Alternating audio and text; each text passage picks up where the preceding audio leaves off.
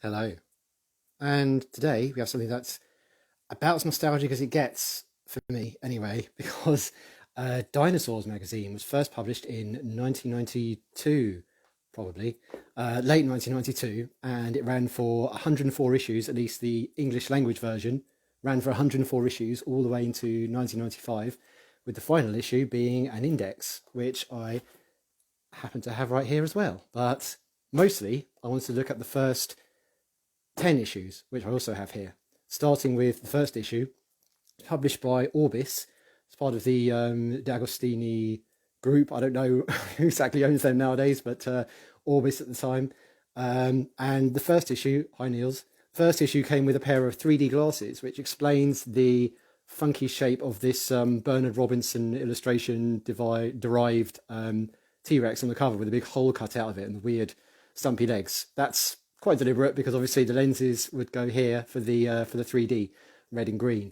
There was a 3D spread in the center of every issue right until the end, but gets that in a bit. So yeah, issue one, obviously T-Rex on the cover because what else are you going to have? And it was a bargain at 30p. Looks like it stuck over 50p. So that wasn't enough of a discount for issue one, apparently, to shift it. They had to discount it to 30 pence, which is unthinkably cheap nowadays. But it was normally £1.50 according to this bit at the bottom here. And yeah, pretty much as ready. It was available in, well, there were versions in other languages, Spanish, Portuguese, notably, which were sold in various countries, and Dutch, according to Niels, which only ran for about 50 issues because I guess they ran out of dinosaurs or something. But right, getting with this, issue one of the English version. If we open up, it's packed with facts because first of all we have a nice little introduction to the series. The first, I think, 8 issues of it came with a glow-in-the-dark skeleton, which was very much in the same vein as those wooden skeletons that you can sometimes still buy in a few places, but they were kind of very popular in the 1980s. If I can just sort of get a bit closer here, so you can see the kind of look. They're the old-fashioned tripod T-Rexes, but this is a plastic version which was actually glow-in-the-dark, which was super funky to have in your bedroom. And later issues actually came with as indicated here, a body which you could build around. It wasn't nicely painted like this. This is a horrible, horrible lie. It was actually just a green molded plastic. Someone's very nicely painted this one here. But you could stick that either around the skeleton or you could have it separately as indicated here. Although, again, cheekily, this one has another skeleton inside it providing the teeth and tongue. So yeah, it's all a terrible lie. And you'll notice over here, Dr. David Norman with his sexy black and white photo. Series consultant. Yes, he was involved in every issue. He also hosted Ask the Expert on the back. There he is again. Sexy David Norman. Anyway, enough about that. On with the issue. So as I said, the first few pages of this issue one are just an introduction to the series, with just outlining all the various sections of the magazine, the recurring bits that you would see every week. So as I said, we'll just skip over that for now. Much as I love the expressions on these kids' faces, he's proper enthused, and she's just definitely concentrating very hard. Anyway, here's a bit more about that model. As I said, it is a clone basically of those wooden models you used to see everywhere and still sometimes do, unbelievably. And you could build this body around it. Again, wasn't nicely painted like that. I was quite disappointed as a kid when it turned up and it's just this green plastic, and I thought, I've no way I'm going to get it looking as nice as this. And you could get binders to keep your dinosaurs safe. I don't have any binders. Mine are a right mess, mostly. Right, on with the illustrations, and we start with Tyrannosaurus Rex, of course. What else are you going to have? Issue one, the first page of the magazine proper is T-Rex, as illustrated by Neil Lloyd. Now, Neil Lloyd provided a lot of the artwork for the early issues in particular, not so much later on. So his artwork has a very distinctive style, which is very of its time, shall we say. It's not bad necessarily. I mean, I wrote a terrible post on the blog when I was starting out on it back in 2010 or 11 or whenever it was, which was really just taking the mick out of, to be family friendly, out of everything like they did. But that's wrong. That's wrong and bad. It's not that bad for the time by all means. There is some better stuff in some of these issues. I won't lie, but it's a very distinctive style. I always found it, and this might just be because of the age that I was when I first encountered it. So obviously I was 5 years old at the end of '92 when this came out, and I always found it very uncanny. There's something a bit weird about it. Something a bit sort of hyper real in some cases, not so much in this particular case, but it's very detailed. Lots of wrinkles and not necessarily always scaly looking skin. It is again, it is kind of here. You can see the scales, um, but you can see it's modern for the time. It's a very muscular looking beast. The arms are maybe a little bit twig-like, but not too bad, as you'll see in a second. Yeah, it does have a slightly peculiar head. If I could stop being quite so jittery and shadowy, um, one aspect of this head, which, and of course that's the head that's on the cover. It's yeah, well, that's that actual illustration appears later on, but you can see it's from this issue. It's in the same style. It's definitely not shrink wrapped. Niels can't hate it. That's okay. I can't hate it either. And as I say, it's not shrink wrapped. You can see that it's got a kind of ballooning almost, well, sort of bit of tissue over the fenestrae, which is interesting, and probably makes more sense than it being all sunken. So it's definitely, it's not Paulian as such. It has more of a kind of John Civic look, but again a bit more muscular maybe than Civic's. It's a bit more defined looking, which is better if anything. The one really distinct feature of this one, which I always found a bit odd, was this kind of ballooning bit over the sort of cheek or the jugal area. So rather than having, as you might expect, the skull sort of jutting out and then the jaw coming in underneath, tucking in, you've got this kind of big, as I say, it almost looks like a cheek or kind of pseudo, or like a, I'm not sure what it's meant to be. Maybe where it's bellowing and its face is inflating. I don't know. Or maybe it's just meant to be a really, really, really massive jaw muscle, just like sticking out there. I always found that a bit odd, but it's a very distinctive feature of this particular sort of incarnation, this Neil Lloyd T-Rex. It does also, it's kind of missing the sagittal crest, and that area there doesn't quite make sense, but that's nitpicking. Teeth are okay. I like the fact that some of them are broken. They're maybe not quite right, but yeah. I like the fact that there's some nice detail going on. It looks a bit messed up. So yeah, you can tell. I mean, a lot of these. The Neil Lloyd, I couldn't find a lot of information about him online, so good luck. I mean, if you Google Neil Lloyd illustrator, you mostly get stuff from this series. So, but he appears to have been a general, or is a general children's illustrator, children's book illustrator, wildlife illustrator. And looking at this, I would expect it to be from somebody who was a wildlife illustrator, not necessarily a dinosaur specialist, because the animals make sense, but they're not, necessarily strictly 100% anatomically correct. Speaking of which, also in some of the early issues of Dinosaurs, in Spider Thing from '92, they did recycle some art that was rather older, like this Bernard Robinson Tyrannosaurus, which I think is from either the 60s or 70s. I think the earliest instance I know of it appearing in a book is the St. Michael dinosaur book from Marks and Spencer from 1970 something, early 70s. So yeah, you can make a direct comparison. I mean, immediately, like literally the next page over, well, all but one page over, we've gone from this really huge muscled T-Rex to this old-fashioned Bernard Robinson one with very skinny thighs and twig-like arms. And again, that's just reflective of the time it was made, but they were definitely in these early issues relying a bit on outdated art. They didn't necessarily so much in the later ones. And that really dates these older issues a bit more. Over here we have a very very interesting skull, actually, because this is appears to me to be from the half mount in London's Natural History Museum that used to be there and isn't anymore. You can still see this jaw, I think, when it's open again, because, COVID. You can still see this jaw, but the rest of it is now not there. So that's kind of interesting. And this size diagram, which gives its size as a very optimistic 14 meters, which as a kid mattered a lot to me for some reason. I was like reading these other books and it said, oh, T-Rex was 12 meters long. It's like 12 meters, no way. In Dinosaurs, it says 14. That must be correct because T-Rex must be as large as possible. Like, that could be 2 meters of tail. It doesn't really make any difference. But it's like, as a kid, some reason it really matters that T-Rex was the biggest. God knows. I don't know. 5-year-olds, anyway. Shouldn't spend all day on T-Rex, but I want to. So now we come to Avaceratops and Dicraeosaurus, which are more Neil Lloyd pieces, and they're very brown. There is also a tendency in these early issues for the dinosaurs to follow that kind of 1970s, 80s, everything is brown and green kind of look, which, as someone pointed out in a comment to me recently, is kind of reflective of the fact that at that time, dinosaur colour wasn't really considered important. So people just decked them out in, standard reptilian kind of green and I say that like reptiles aren't brightly coloured ever. What are imagined to be the kind of standard reptile colours of brown and green and so on. So you get, yeah, brown, brown, brown. Again, with this kind of, it's not like completely anatomically correct, but it does look kind of freakishly almost real in a sort of hyper real kind of way. It's very, very detailed, lots of scales, lots of skin folds. Yeah, I don't know. They still freak me out a bit. Um, and the Creosaurus, which always amused me because its tail, of course, goes left and then all the way back round again, and then all the way towards actually around its forelimb. So the tail's wrapping all the way around its body, and then you got the whiplash here, which is a nice little way of, I don't know, it's kind of very unlikely, but at the same time, it's a nice way of getting it all in this small space.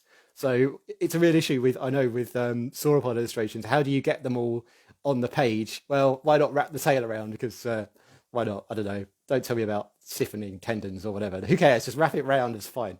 And a little bit of plant hanging out of its mouth there. That's kind of nice. They always have this weird look in their eyes as well, the neoloid ones. I don't know what it is. But yeah, again, very, very of its time. Nice tree trunk legs going on. Look, a skyscraper. This is basically, you are here, humans, and just going back through time, showing you everything else, and some weird looking cars at the bottom, which all look like Fiat Multiplas for some reason. And life before the dinosaurs, some recycled John Civic, I think that is, from like the 70s. Possibly also Civic, I can't remember exactly off the top of my head. You can't expect me to know all these things. I've skipped a page. I haven't skipped a page. They did it the other way around in the early issues. So we do get to 3D gallery first. So this is where your 3D glasses, which I mentioned earlier, were coming to play. In the earliest issues, they had these really old, impossibly outdated model photos. So you've got Ceratosaurus over here, and Stegosaurus with its head right down there. And it's like, even for the time, these are outdated, and they knew it. So they did replace them, first of all, with shots from a dinosaur park in Norfolk, which I've been to a few times myself as a child, mainly. And then later on toys, and then later on Steve White's artwork, which was a massive improvement. And Steve said that himself, like they brought him on because they really needed improved 3D stuff. They were getting a bit desperate. And his work was amazing. So for this magazine, some of the best stuff in it. Now, the centerpiece of every issue, I'm going to try and balance my phone a bit because I'm aware I'm wobbling around like some mad caffeinated person. Centerpiece of every issue was Giants of the Past, which was almost like a poster of a double page spread of an illustration featuring the sort of main profile dinosaur of the issue. So, of course, in this case, it's T-Rex, and that's not supposed to be Euplocephalus, despite what you're thinking. That's supposed to be Ankylosaurus. It just looks very much like Euplocephalus because that's what people did in the 90s. And it's so brown. All of this is so brown. I mean, beautifully, beautifully painted. Absolutely stunning piece of work to the detail and everything, but very brown, which is kind of, again, reflective of that kind of 80s aesthetic which they moved away from as the issues went on. We've got, of course, again, T-Rex. This is the one from the cover. People are leaving sad emojis. Oh dear. Why am I making you sad? This is the T-Rex head from the cover, which if we rotate it a bit, you can see with its sort of weird puffy cheek and all its teeth. This one doesn't have any broken teeth, so it's obviously been to the dentist.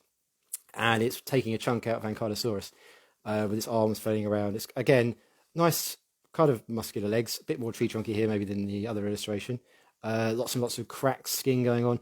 And yeah, just that very typical, this is a prehistoric illustration backdrop of palm trees and sort of barren rocky mountains. And I don't know, it's so fantastic. Sauropods in distance, who cares about paleoecology, says Niels. Well, they could be Lamosaurus, but I rather suspect, looking at these, hang on, let me try and get this. These look to me like he's basically put Avaceratops and Dicraeosaurus in because they were also profiled in this issue, so throw them in the background. It doesn't matter. I mean, look, these are clearly sort of Centrosaurian type things here, rather than like Triceratops. But or they could just be generic dinosaurs. Doesn't matter. They're just there panning out the scene. The main thing is, look at how fantastically evocative this is. This just really, really captured my imagination as a kid, especially with the description down here, which says that, well, let me read it out loud. One well-aimed swipe with its tail club could cripple T-Rex, perhaps breaking a leg and bringing the huge king of the tyrant reptiles crashing to the ground. So you can just imagine, like, it just instantly adds so much tension to this scene where T-Rex has drawn blood, but Ankylosaurus could still knock him in the kneecap and then send him crashing down, and it will be so. Yeah, fantastic. I don't know. It's instantly just grabs you, but it's very of its time. But wonderful illustration. This is weird. This is a again. This is what you get in all the dinosaur books from the time, and possibly still, apart from the superior Darren Naish type books. If you want to send any freebies to me, Darren, and I'll keep praising you. So we got here what their legs are like, and stop whatnot, and what's not a dinosaur, marine reptiles not a dinosaur, and this curious size guide where this man must be very short because he's apparently dwarfed by Deinonychus, and Edmontosaurus is like this absolutely enormous, yeah, and T-Rex. I mean, okay, T-Rex isn't so ridiculous, but kind of a bit too big. Brachiosaurus, who knows? Maybe it's based on Ultrasaurus or whatever. So, yes, Jorge says in the second issue, which I'm going to get to, believe it or not, I should probably stop spending so long on the first. T-Rex has lips, it does. So, yeah, this is about Megalosaurus and yada, yada, yada. What is a fossil? All your basic stuff for issue 1. And fantastic history and pictures. You're going to love these. So these started out with being stories about the history of paleontology. So here we have Gideon Mantell being a doctor in Lewis or whatever, and then finding Iguanodon, and then this charmingly retro illustration of Iguanodon with sort of human hands.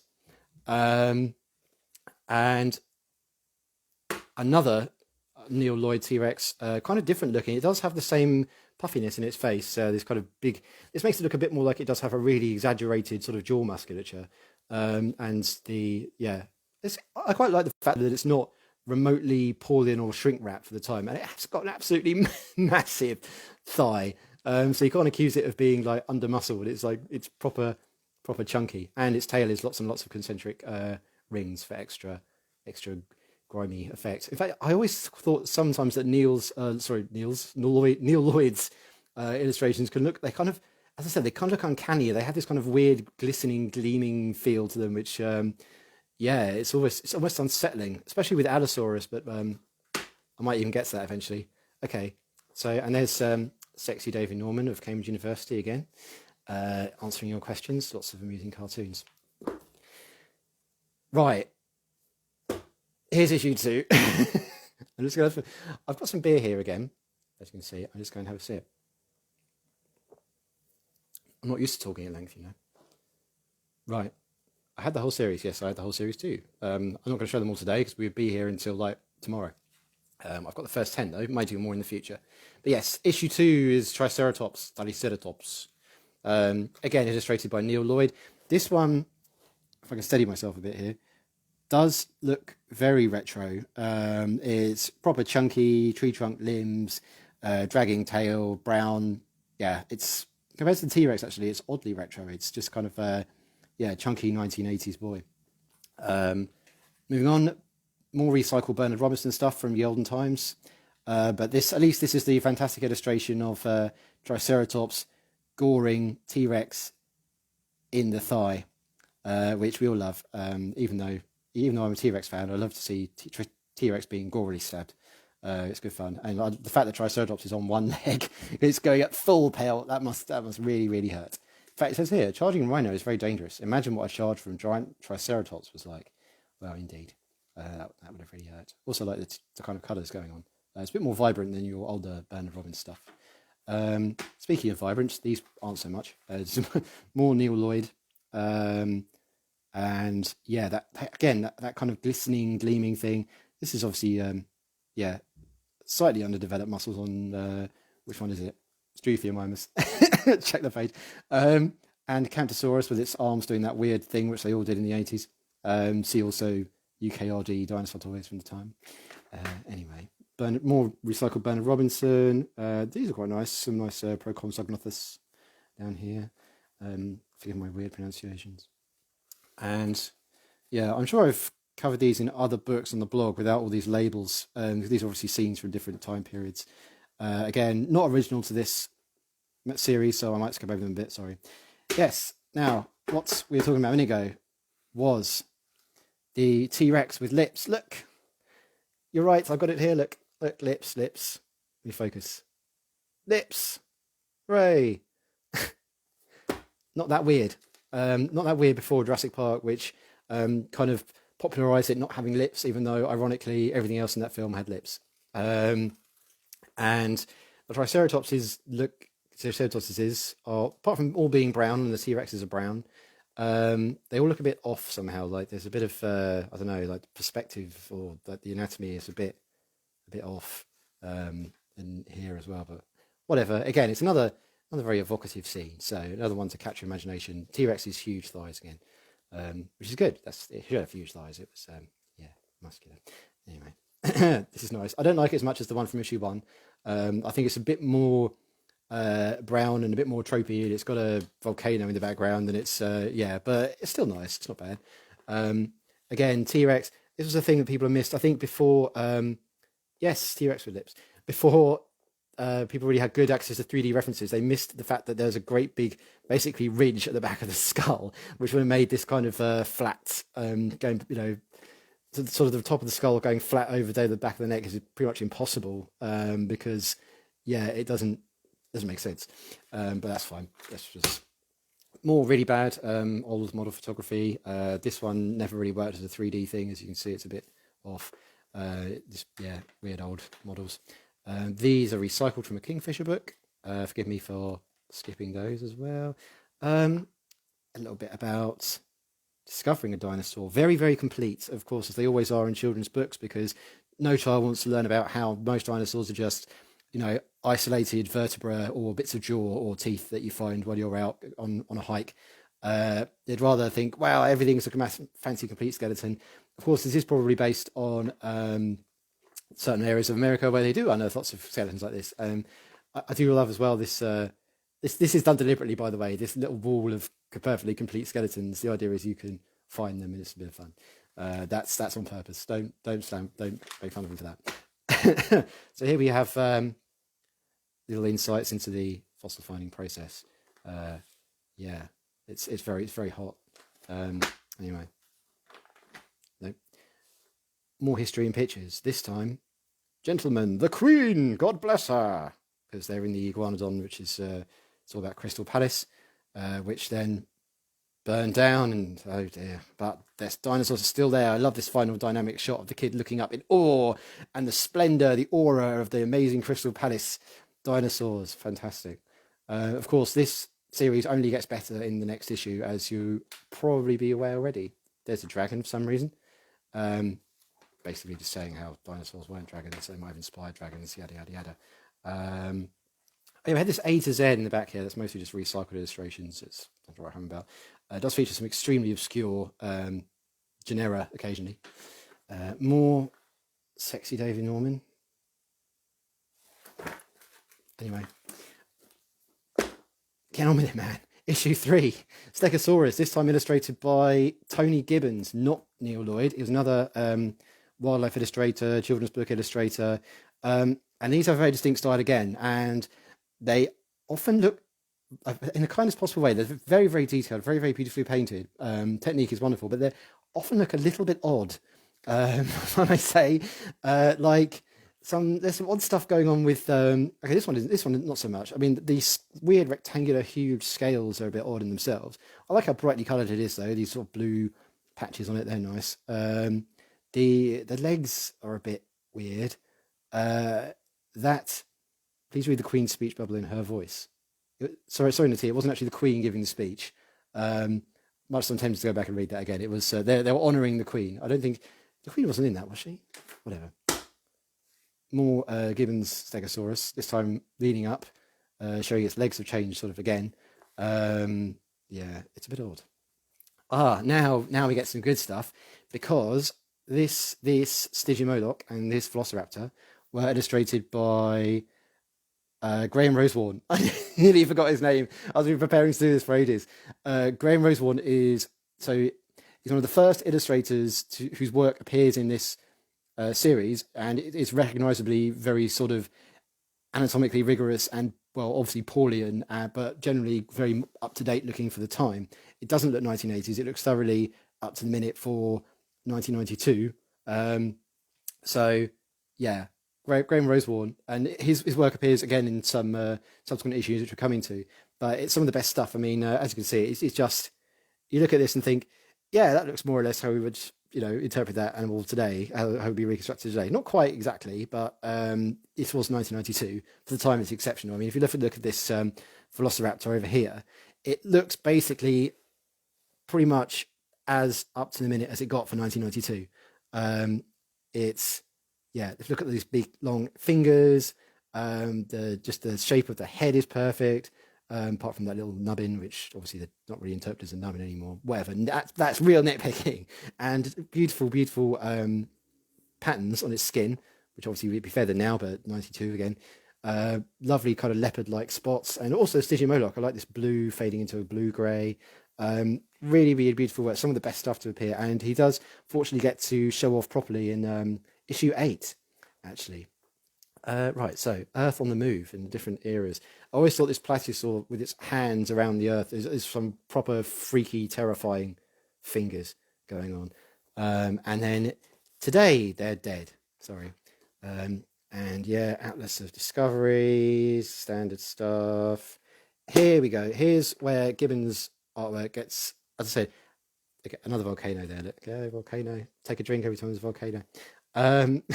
This is where it all gets a bit strange. So what is happening down here for a start with these legs? They don't look quite right. They don't seem to sort of match.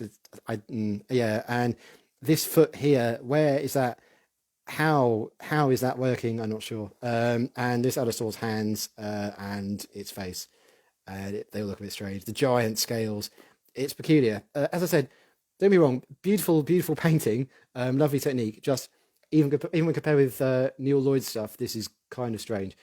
I imagine, as I said, because Gibbons was a general children's illustrator, wildlife illustrator, maybe not someone who was that well versed in dinosaurs. So it's not terrible, but it's a bit weird. So yeah, but do forgive me. Okay, so Corythosaurus, Brachioceratops. Yeah, more weird model photography. Again, more recycled illustrations from Kingfisher books. Back to the lab. I probably should have looked up who this is because I'd love to know. I hope he sees this. Hi, whoever you are. Reconstruction. So they got this Camptosaurus femur, and they're going to yeah, it's about Crestless Allosaurus. Yes, it was. Here we go. I wanted to get to this. The Bone Wars. This is very well known. I think yeah, especially for this particular panel. You've put the head on the end of its tail. He definitely didn't sound like that, but I like to imagine he did. And just the look on Cope's face, he's absolutely aghast, and Marsh being the evil villain laughing down his nose. Foolish Cope. Ha ha ha. How could I have made such a silly mistake? I shall never live it down. And also this little letter here, like, I should be so delighted even if you could come and view the plesiosaur I've recently reconstructed. I remain, sir, your obedient servant, Edward Cope. So off he goes. I love this plesiosaur too, with its really goofy face. It's Lasmosaur. It's totally wrong, but I love it. I don't know, this whole thing makes me laugh. It's amusing. So, and of course the rivalry, the split panel. I bet Marsh hasn't seen anything like this. I bet Cope hasn't seen anything like this. And they both look moody. It's fantastic. Yeah, the meme panel. Yeah, anyway. Neil Lloyd Velociraptor, just showing you again how good that Graham Rosewarne one was, because this isn't bad for the time, but you see it's got small hands and it kind of looks a bit weird, but the Rosewarne one just looks like a plucked modern day version, really. Okay. And you can get posters. I don't have any of the posters, sorry. Sexy David Norman. So, issue 4. Issue 4 features this weird Brachiosaurus, which I always thought looked a bit off. I know imagine it's meant to be foreshortening, hence the neck looks a bit, short. You've got its terrifying freaky head as well. From this perspective, obviously it being the 90s, it's rather shrink wrapped in terms of there's no kind of nose coming down here, so it's just the bony nasal opening with a nostril up here. And it's super wrinkly and sort of folded up. Again, it's very Neil Lloyd kind of trope. Always looks a bit strange to me. This looks a bit more like your regular Brachiosaur. So zooming out a bit here with my shaky hand, we it kind of looks like like the Carnegie toy, which is over there. It's very chunky. It looks of its time. But at least it looks like recognizably a brachiosaur. So we can see, and it's very green too. It's just overwhelmingly green. There's the creepy brachio again, and a vertebra. Exciting. If your name's Mike Taylor, then this is the most exciting page of the book for you, or Matt Weddle maybe. Right, more Rosewarn. Now we have Lesothosaurus, which is very nice. This kind of contrasting blue head with a little red pouch, quite Paulian. But if anything looks more solid than the kind of thing Greg Paul would do, it's beautifully done. And this Albertosaurus, which again is really good for the time. I always thought its head was a bit odd. It has this very, very, if I can focus, very, very tall skull with these stripy bits. I kind of like the ornamentation going on, but yeah, this very, very deep skull looks almost a Belissaur-like to me, which even at the time I thought it was a bit strange. But this illustration has appeared absolutely everywhere. Which, for the time though, just look at it. Look at how it's so Paulian and nice. It's running along. It's got it's pretty much anatomically sound mostly. And the stripes, gotta love stripes, tiger stripes going on. Nice illustration. Here's the thing they did a few times. They a kind of film strip. So going through time, you have this kind of, it's almost like photographs, snapshots of dinosaurs through time on a film strip. So you have various things like starting off with Coelophysis with its very, very long neck and it's eating a baby, obviously. That's what Coelophysis did in the 90s. And carrying on, we've got plesiosaur, a volcano, take a drink. In fact, why aren't I doing that? Excuse me. Another volcano with Dilophosaurus, which is thought to have mostly been a scavenger, according to this. It was probably a scavenger, eating animals that were already dead. Its jaws were not strong enough to catch live prey. Yeah, whatever. More Neoloid brachiosaurs. Again, these ones look pretty normal. They're not freaky, creepy ones. They are very chunky and very kind of 80s, early 90s looking, which is fair enough, really. And very green. Green. I always wondered if this is meant to be a shadow, because you can see in the background there's a shadow of a tree, sort of, I think. What if it's meant to be a shadow, or if it's meant to be kind of pattern on the animal's neck, which, I mean, I kind of like the idea of it having this pattern on its neck. It breaks up the sort of uniform green a bit, but weigh in your thoughts, please. Shadow or pattern, given the others don't have it. But maybe this is meant to be like a male, maybe this is meant to be some kind of sexual dimorphism. Let me just... Sorry, I just wanted to... Comments aren't appearing for some reason. Well, they are appearing, but they're appearing weirdly. Anyway, carry on then. Spot the difference. There's a stegosaur, there's an ankylosaur. There you go, done. Rebuilding dinosaurs, same thing. This appears to be the Massospondylus cast. No, this is the original mount. Yes, I think. Whatever. Robots! Everyone loves robot dinosaurs. This photo has appeared everywhere. It's interesting models. Not your usual Dynamation tosh. This some interesting stuff. Back to the Bone Wars, Part 2. Marsh's men, led by Arthur Lakes, dug at Como Bluff in Wyoming. Here they discovered the remains of the first plated dinosaur, Stegosaurus. Take a look at this, I've never seen anything like it. They also found a giant dinosaur that Marsh named Titanosaurus. Cope was angry at Marsh's successful start, so he smugly pointed out that the name Titanosaurus had already been used, but Marsh was not worried. He simply renamed his find Atlantosaurus, and there he is, looking smug. So what? I'll have to call it something different, that's all. Cope's just jealous he didn't find it. Yes. And on it goes. People battling through. These iguanas are quite happy, but these men are not happy. Their hats are about to be blown off. They face all kinds of hazards, and also that it's just feeding Marsh and Cope's pointless, stupid vanity. Triceratops. Again. Between them, Marsh and Cope added about 125 different types of dinosaurs to the list of those found in North America. And there they are, looking furious, especially Cope. Cope always looks really angry in this. It's probably that moustache. I mean, the moustache is really pointy. It's almost snidely whiplash-ish. So, another quiz. And we are moving on because, well, how much... I've already been 35 minutes and I'm only on issue 5. So, issue 5. This is an interesting one in that Neil Lloyd illustrated the cover with a blue Protoceratops, and yet the blue Protoceratops inside is Tony Gibbons. So yeah, different artist. Very rare case where that happens. Although did sometimes happen in later issues with a different dinosaur being on the cover to the main profile. But hang on, this comments thing's really bothering me. For some reason I can't. Someone pinned the teas, and now I can't get to the latest ones. Ugh, sorry, I'll try and respond as best I can. Right, onwards. Tony Gibbons again. It's not bad, is it? Big frill, pointy cheeks, weird scales. We can't expect that. And skull. More grey and rose-worn loveliness. So we've got Saurolophus which looks pretty modern. I mean, even the hands are close. They're really not bad. He really knew what he was doing. It's easily the best stuff in these early issues. Really nice colours as well again. And this rather Bacarian Paulian syntarsus with the obligatory feathery bits. Although they were very, very skeptical about feathers in this magazine. They were like, oh, well, there's no evidence. Unpinned them.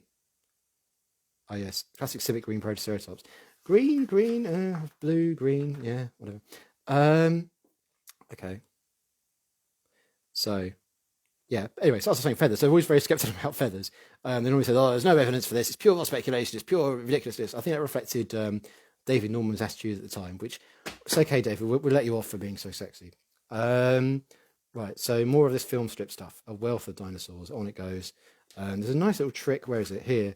Where you have Mamenchisaurus spanning over two photos on the film. Because it's so big, get it? It's really long. How amusing. Protoceratops having a fight in the middle of a desert. Deserts are nice and easy to paint. You haven't got to worry about the plants. You've got some, although to be fair, it did kind of live in the desert. You've got some generic ferns up here. And these two are getting angry. And there's obviously, there isn't any nesting going on. So that's exciting. Again, Tony Gibbons, slightly odd skin texture choices, but that's fine. At least these don't have weird nonsensical legs. So that's all good. More crappy 3D thingies, which would improve in later issues. This is particularly bizarre because it's appears to be a Hypsilophodon jumping down from a tree with like lizard legs. It's they claim it's Hypsilophodon, but yeah, it just shows you the kind of outdated images they were using for these, which is no wonder they employed Steve White later on to vastly improve it. Some civic rip-off heads, very nice. More gibbons, ornithopods, blue iguanodon. Blue iguanodon will return. That's kind of a foreshadowing there of blue iguanodon. And ceratopsians, which, yeah, they do look a bit odd in places. The Styracosaurus has that kind of head joining into its frill thing and the spikes that it doesn't quite make sense. It looks almost like it's based on the old Dino Riders toy, or Smithsonian toy, and it has a big fat turtle beak. Slightly strange. The others aren't quite so strange. I mean, some of them are pretty strange anyway, in reality. Slightly odd skins again. Pentaceratops has got funky frills, that's nice. Blah, blah, blah. Carnegie's dinosaur. We must see if Mr. Carnegie can send us a copy for London. Yes. And all the things that he helped with and blah, blah, blah, yada, yada. Neil Lloyd's Young Tyrannosaurus, which I believe is based on a slightly John Sibbick illustrated one that looked very much like this, with the same sort of perspective on the head with the jaw drooping down like this, which I always thought looked a bit like it was kind of, just sort of drooping downwards. It's a bit strange. And also, rather tellingly, it suddenly got this much more modern-looking musculature going on, which, whatever. This is an interesting illustration. I wish I had the poster of this. Neil Lloyd's Deinonychus, of course, was famously a bit odd. Sexy David. Here is Blue Iguanodon. He is stabbing Baryonyx in the throat. Now, that's a cover. That's a cover you got to love. I mean, yeah, it's theropod, action, stabbing in the neck. It's always in the neck. They're never stabbing them in the shoulder or in the belly or whatever. They've always got the theropod in the neck, which is the most unlikely place you can imagine them ever sort of just catching. Like, the theropod have to get into a particular position so that they could put both arms forward and stab them in the gullet. It's just all a bit unlikely, but also kind of fun. So no wonder everyone did it. um, yeah, and Baryonyx does have three quite normal looking fingers here, which is good. Didn't always in this magazine. This, of course, is from Giants of the Past inside.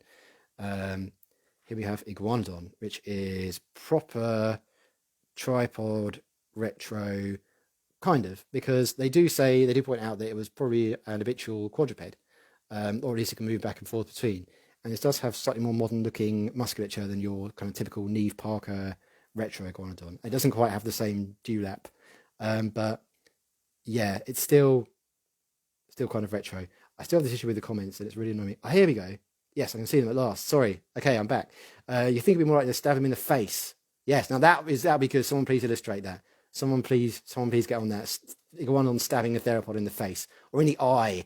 Like do a proper like Doomslayer, stabbing them in the eye and pulling it out, and just brutality. Right, Burian. Yeah, well, yeah, probably loads of people illustrated. But as you can see here, we have a quadrupedal Iguanodon, with the slightly odd Gibbons skin texture. This, of course, is not Iguanodon. This is the old mount of Mantellisaurus as it was in the Natural History Museum in London, before it was remounted, and now it's in a more horizontal pose, walking forward. But this is the old version. So as you can see by the hands and various other details, it's not actually what we now consider Iguanodon proper. This is a hand, but this is not. These two recycled Kingfisher illustrations again. Not sure who to buy. Actually, they're not credited. They're just credited as Kingfisher. So I can let myself off on that one. Really terrifyingly thin-legged Gallimimus and odd beak. I always find this a strange one. More film strip business. Iguanodon there with its pinky coming over, if you can see that. Sorry, the shadow. Tenontosaurus with civic colours. Civic Tyrannosaurus knockoff. Yes, David, the old NHM mount. There are a few of these in here, which is actually pretty cool. Old Plateosaurus. That looks like a Plateosaurus, but it can't be because it's meant to be in the Cretaceous. What is it? Matabarosaurus. Okay, it's a Matabarosaurus based on the Plateosaurus mount, so that's interesting. Right. Gibbons Iguanodon. So this is the same one from the cover with the stabby, except now we have a full scene with volcano. Yes, possibly. Where's the volcano? On this page, probably. No volcano here, though. We just have some nice mountains. Lovely mountains. And actually, it's quite green and lush. I mean, the plants do look a bit kind of uniform, but never mind. And sort of tree trunk legs going on. And I love these viciously sharp fur claws. Looks a bit unlikely to me. It's kind of almost like they thought Baryonyx is kind of a big bear, which I suppose I'm a bit too far off. No jokes. And in the background, we have the smaller Iguanodon making a getaway, all giving the thumbs up. That's what he did. It's like, yeah, kill him. Yeah, and poor Baryonyx. Not Baryonyx, good day. So yeah, more dodgy model photography, tails, and this was the early 90s when sauropod tails were allowed to drag still, so we've got a dragging sauropod tail. And Euplacephalus civic. Here we go, more Neil Lloyd fun. I'm going to wobble a lot and then take a drink, excuse me. So, Neil Lloyd sauropods. We've got his green Brachiosaurus is back from issue 4.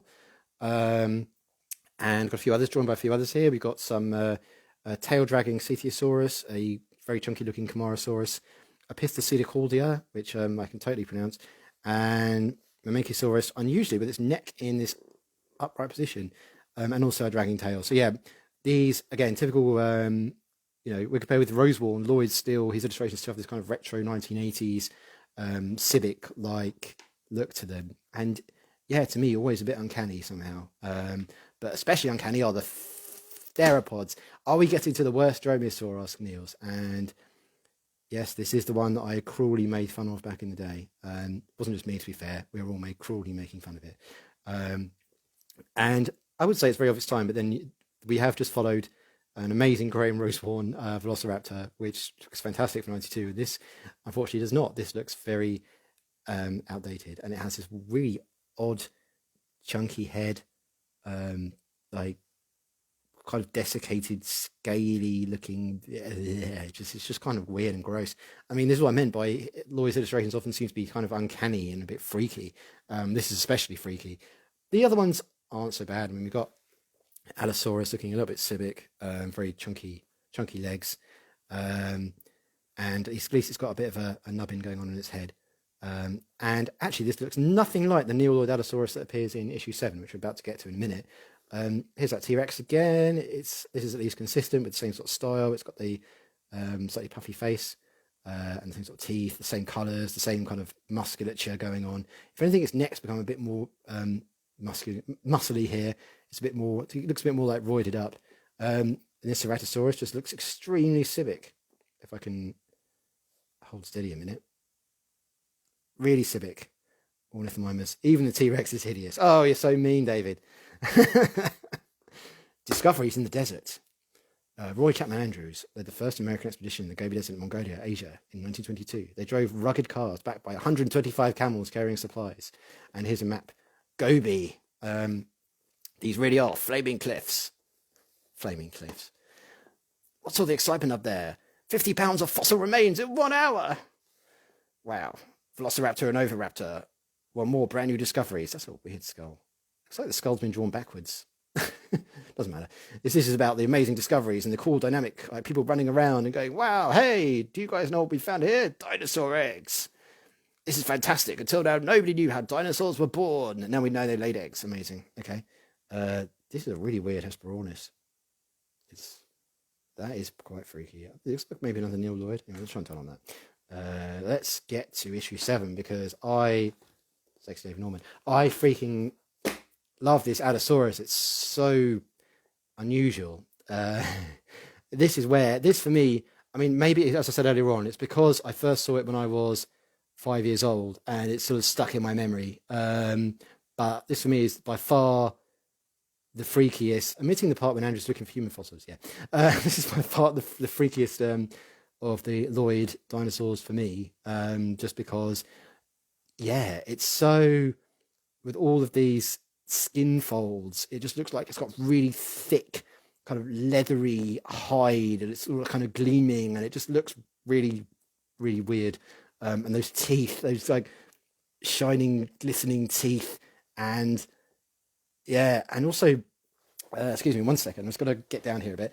The horn, there's no horn. We'd expect to see the horn here, but there is this kind of ridge going over the top, which makes me wonder if, as I said, being a wildlife artist, he's interpreted the horn as supporting this kind of ridge that goes over the top of the eye.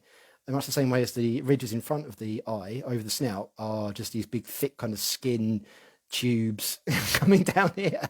I don't know, it freaks me out, this thing. And it's got here's its friend, the full body version with, again, no horns. It does have this ridge, a lot of teeth, lots of wrinkles because the kind of 1980s style. Lots of dinosaur toys from that time have this kind of look as well, including the Carnegie toys.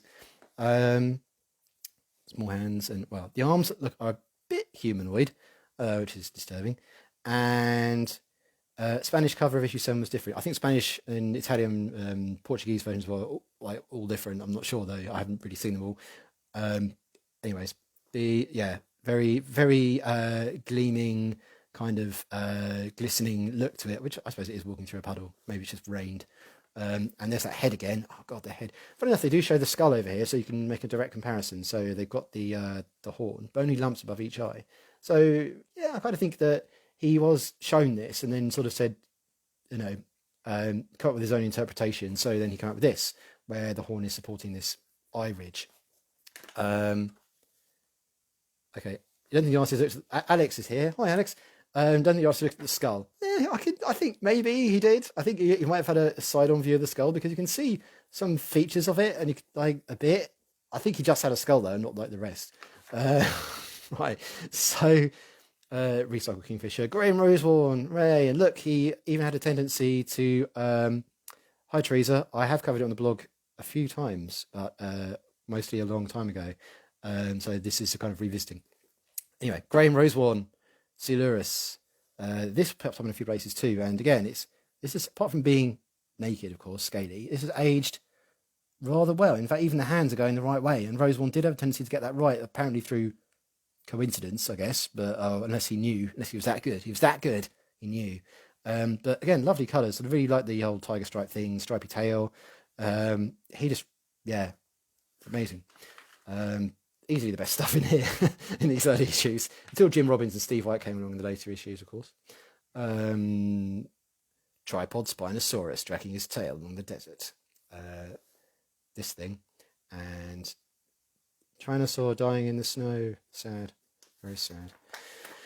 Here's that damn Allosaurus again, and this is extra freaky because look at the look in his eyes. It's kind of leering down at these poor Dryosaurs, which are fleeing in terror. But yeah, look at it. It's just reaching out with its freakishly humanoid arm, this giant clawed foot coming in to just stamp them into the ground. It's just, I don't know. As a kid, I found this very, very evocative, very really fired the imagination up. You can appreciate now how the animal does look a bit odd, but as we already mentioned about the head, but also the arms, and yeah, I do like this big clawed bird-like foot coming up though, just ready to just stamp, which it looks wonderful, and yeah, the tail whipping out here, crashing this, just knocking this tree over. Again, Neil Lloyd, his dinosaurs do look a bit odd, especially that face scared me as a kid, said David. Yes, it is. It's dynamic, says Alex. Sorry, I shan't read out all the comments. It's, yeah, dynamic. It is very dynamic. The perspective's great because it's basically a child, not quite an adult's eye view, maybe a child's eye view. Like if you had a child in this scene, you would be possibly about this height, like a small child. You'd be looking up this Allosaurus, which is towering over you, or even a Dryosaur's eye view. Come to think of it, I mean that makes sense, right? You've got these two Dryosaurs here. It's like you're there as another Dryosaur, and you're watching as your friends are about to get devoured by this giant, freakish, leering beast that's coming in and it's gonna just stamp them into the earth with its giant talons. Anyways, quite cool that. More model photography. That's one weird looking T-Rex, very lizardy looking actually. Claws. There's baryonyx look again. Claws. More baboon butts and Tony Gibbons stuff. Tony Gibbons Triceratopses. I feel like I'm repeating myself again. He's very fond of his blue ceratopsians for some reason. But it's not a bad colour. What this time? Aha. In 1907, a fossil expert called Eberhard Fars was in Tanzania, then a German colony. He heard of an area, Tandaguri, where bones were being found. When he reached the place, he was amazed. They were right. Bones everywhere. This is truly a dinosaur graveyard. And he found Kentrosaurus and an Afrosaurus and Brachiosaurus, which, okay, I guess there wasn't a skull reference available for that one. Barosaurus, apparently. This Mimi, I feel like, has been around everywhere. I'm not sure. It looks like another Lloyd one. I'm not sure if it's being copied itself from somewhere else. Moving on. Oh, what do you want to move on to issue 8? Sexy David Norman. Issue 8. Because we've got Graham Rosewarne Deinonychus. I can't decide which one I prefer. Tendaguru. Yes, Niels. So with a little mammal thing which is about to be eaten, of course. So this is a great cover. Look at that gape, massive gape. It's coming down, just vicious looking creature. But for the time, again, he didn't quite manage to get the hands the right way round. But I think we're forgiven given it was 1993 by this point. I think, yeah, 93. Same year as Jurassic Park, albeit before. But look at it; it looks amazing. Look at it, and the fact he could nail this perspective so well. Beautiful. I really like the blue eyes as well. Again, I'm a sucker for tiger stripes every time, so that's a guaranteed winner. Controversial scoots on the hands and toes are controversial. Here's that one from the cover again, but this time we got the full body. So we got this very Paulian, with the claw flexed back, kind of skinny with the pubic bone sticking out. It would definitely be put a bit more flesh in it nowadays, as well as feathers, obviously. But yeah, for 93, I mean, you really don't get much better than this. It's really, really beautiful painting, beautiful illustration, and a little mammal thing, because it's just there to be eaten, really. And the giants of the past in this is pretty fantastic. We'll get to that. Tyrannosaurus and Hylaeosaurus, retro looking. Freaky Neil Lloyd. Placidus is freaky. Very lots of ridges and and it has that oily look to it again, which I always find unsettling. But yeah, never mind.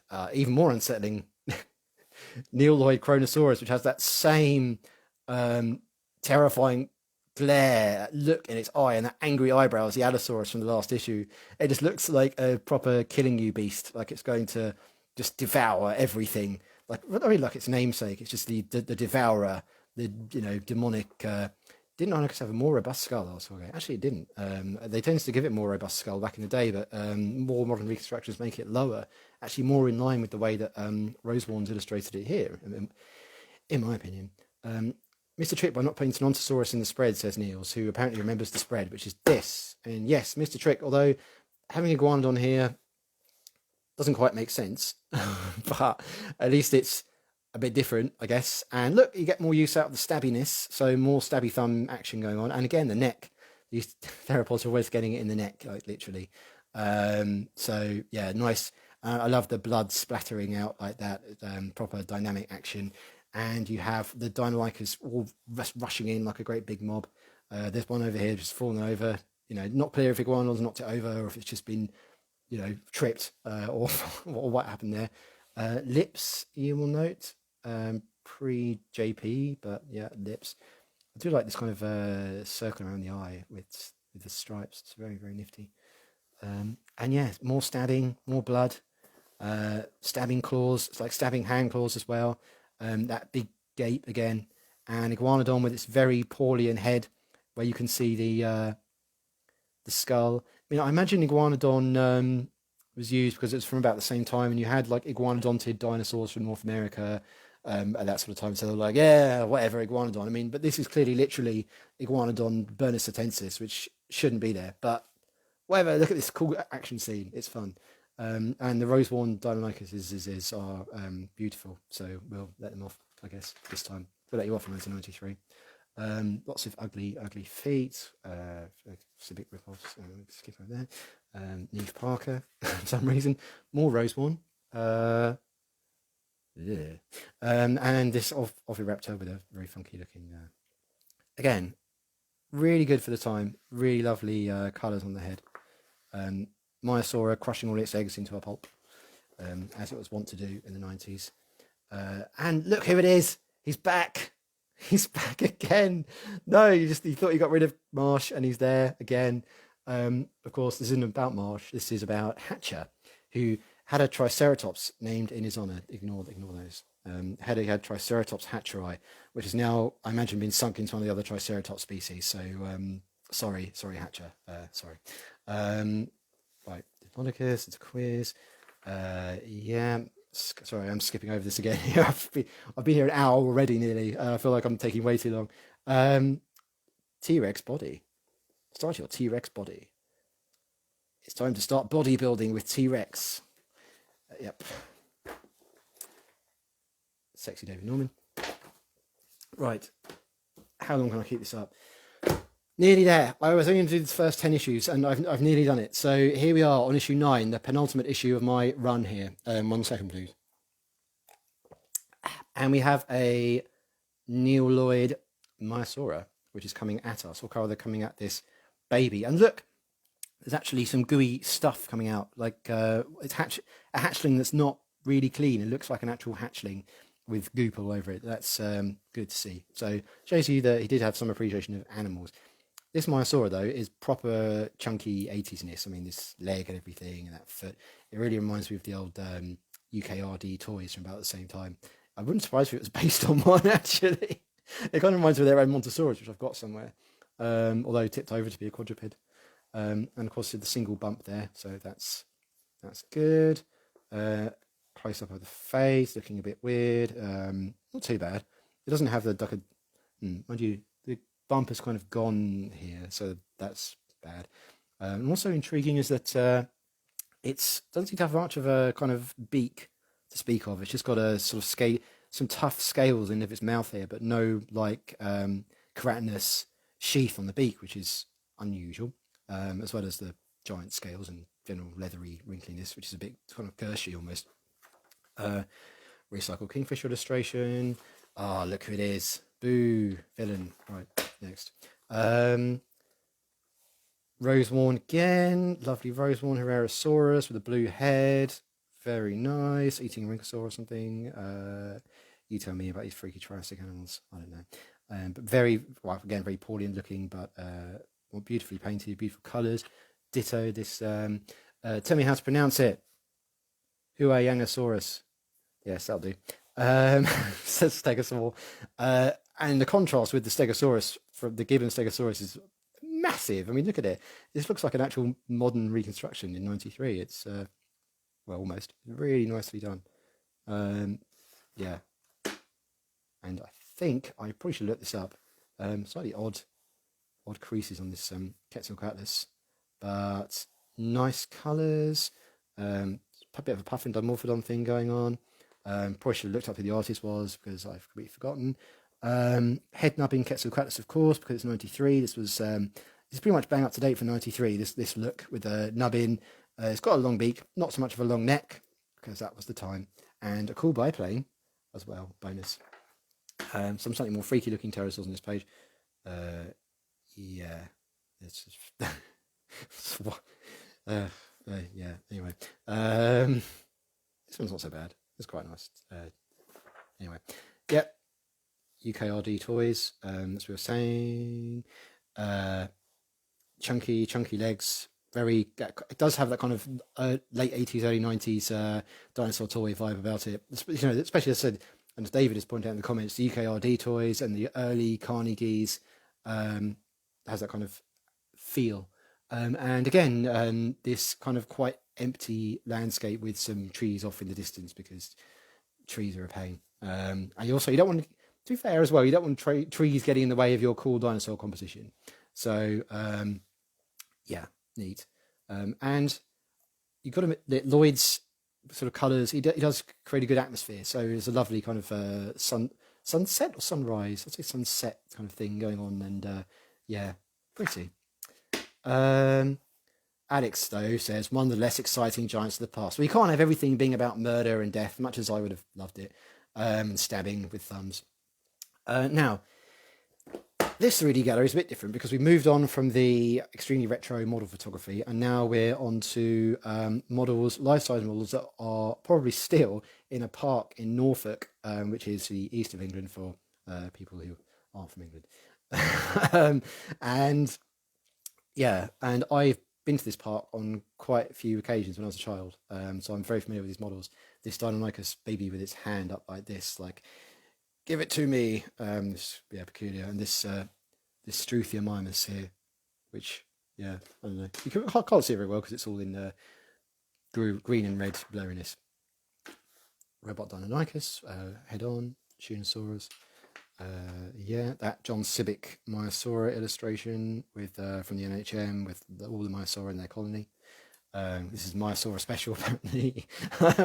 Yeah, and oh wow, look at that thing. That's something. Melty face. Looks like that. What's his name? I'll come to him in a minute. But this is anyway. This cartoon is about William Buckland. William Buckland was born in Devon in the west of England in 1784. These are the best ammonites I've found yet, Father. My first love will always be geology. So woe betide anyone he has entered into relationships with. I can tell where I am just by smelling the earth. Yes, it makes a big thing of him being a nutter. That's Buckland. He's just been made up first professor of geology. And yeah. And he ate lots of weird things. He had a bear that he dressed up and took to lectures. I don't think Buckland's eccentric. I think he's crazy, maybe, but he's certainly a genius. So there you go. And Megalosaurus, of course, and then we end up with our freaky melty face. Heterodontosaurus, that's not too bad, is it? That's quite nice. There's more Neil. It looks like more Neil Lloyd, but suddenly the Tyrannosaurs have got a bit more modern. I'll have to find out. Again, I should probably get hold of these posters somehow. Not sure how. I know, I believe Adam Smith has some, so maybe I need to contact him again for the first time in years. Like, can I please borrow your posters? Right, okay, been here an hour already. If you've been here since the start, then well done. It's the last one. Yes, I am only going tennis shoes because, God, it takes me long enough. I might come back some more in the future. I need a lot more beer. So... this one is unusual for an early issue in that the dinosaur on the cover is not the main sort of star of the issue. So this is clearly the John Sibic Segnosaurus from the Normanpedia in proper good old-fashioned fish-eating mode. But if we open up, the star dinosaur is actually Stegosaurus. So maybe they thought that Stegosaurus wasn't exciting enough for the cover, but I mean, Yeah, that's pretty cool. It's kind of a head-on shot. That would have been made a good cover, just ramming out at us. I mean, don't know why they didn't put that one on the cover. And it would have been unique rather than just being something from the Normanpedia. So yeah, in my opinion, that should have gone on the cover. This kind of cool one-legged perspective. So yeah, again, chunky legs. But they didn't put that on the cover. They put this thing on the cover. And just to rub salt in the wound, we've got another Normanpedia Civic piece over here, which is slightly retro, you know, proper Diplodocene head, but otherwise quite retro brontosaur kind of body with dragging tail and too many claws and all that stuff.